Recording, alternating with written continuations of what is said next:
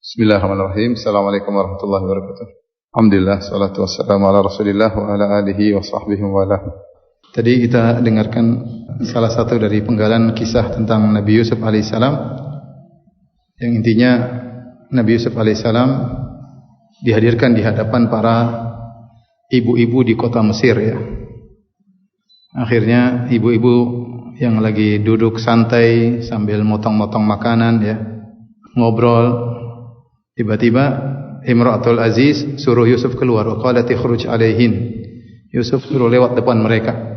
Kata Allah, falamma ra'ainahu akbarnahu, tatkala mereka melihat Yusuf yang tampannya luar biasa, yang kata Nabi sallallahu alaihi wasallam utiya syatral husn, diberikan setengah ketampanan untuk Nabi Yusuf.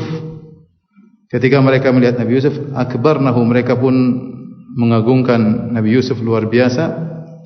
Wa qata'na aydiyahunna, kemudian mereka memotong-motong tangan mereka, maksudnya mereka melukai tangan mereka. Allah menggunakan wa qata'na, ada yang mengartikan lukanya sampai dalam, tapi mereka tidak sadar saking terpesona, histeris dengan tampannya Nabi Yusuf, ya. Wa qulna hasya lillah, kata mereka, maha suci Allah, ma hadza basyara, ini bukanlah manusia, in hadza illa malakun karim, ini adalah malaikat yang mulia, ya. Padahal mereka belum pernah lihat malaikat, ya.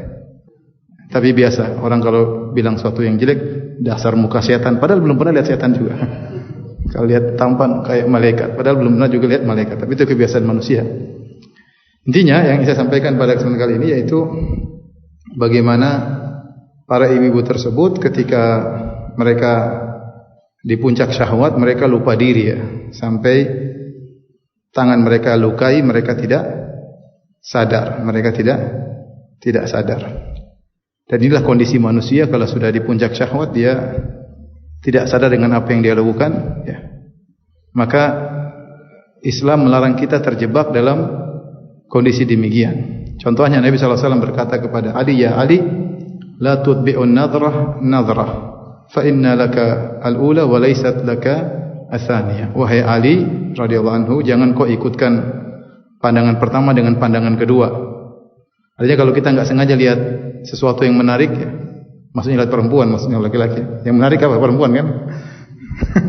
Bukan lihat hewan, bukan lihat laki-laki, lihat perempuan. Kemudian kita tertarik, maka jangan ikutkan pandangan kedua. Segera tundukkan. Bukan berarti mentang-mentang sekali pandangan terus melotot terus, enggak, ya. Mumpung masuk pandangan pertama sebelum berkedip, enggak. Maksudnya kalau sudah lihat segera tundukkan. Fa innalakal ula, bagimu pandangan pertama halal, enggak ada masalah. Itu rezeki.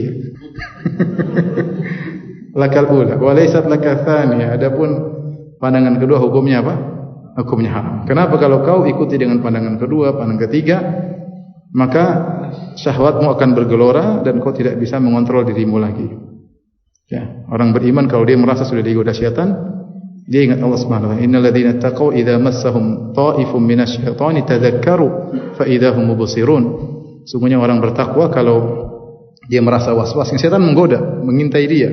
Ketika dia rasa dia sudah terjebak atau terkena godaan syaitan, dia segera ingat kepada Allah Subhanahu wa taala. Kalau dia biarkan dirinya, maka dia terjebak pada suatu kondisi yang dia tidak sadar. Lihat wanita tadi. Ketika syahwat mereka sudah bergelora, mereka tidak peduli meskipun tangan sudah luka. Demikian juga laki-laki kalau sudah tergerak syahwatnya dan sudah berkobar, dia tidak peduli dengan dirinya. Yang penting dia menyalurkan syahwatnya, ya. Dia tidak ingat istrinya, dia tidak ingat anak-anaknya, ya. Dia tidak peduli. Pokoknya syahwatnya tersalurkan. Makanya dikatakan seorang lelaki kalau syahwatnya sudah bergelora, sudah hilang 2/3 akalnya, ya. Sudah hilang berapa? 2/3 akalnya. Atau kalau kita bilang hilang seluruh akalnya, ya. Maka jangan sampai menjebak pada diri tersebut. Ini anak-anak muda sekarang, zaman sekarang, ketika bermuamalah dengan HP, dengan tontonan, ya. Kadang-kadang seliwiran lihat ada cewek cantik lewat, tapi kita segera tundukkan. Kalau enggak, kita akan melihat, melotot, dan akhirnya kita tidak bisa melepaskan diri daripada hal tersebut. Kenapa? Syahwat sudah menguasai kita, setan sudah menguasai kita, dan akhirnya kita melakukan yang haram. Ini karenanya menundukkan pandangan adalah penting. Menundukkan pandangan itu mudah, ya. Yang susah kalau sudah 3 kali melihat. Kalau pertama itu mudah, astagfirullah, selesai. Masya Allah. Ini astagfirullah, mudah. Tapi kalau astagfirullah, melotot, mengamati, mencermati, wah sudah selesai. Nggak akan mundur karena sudah bergejolak syahwatnya. Ya, manusia kalau sudah bergejolak ke syahwatnya, dia ingin melampiaskan syahwatnya.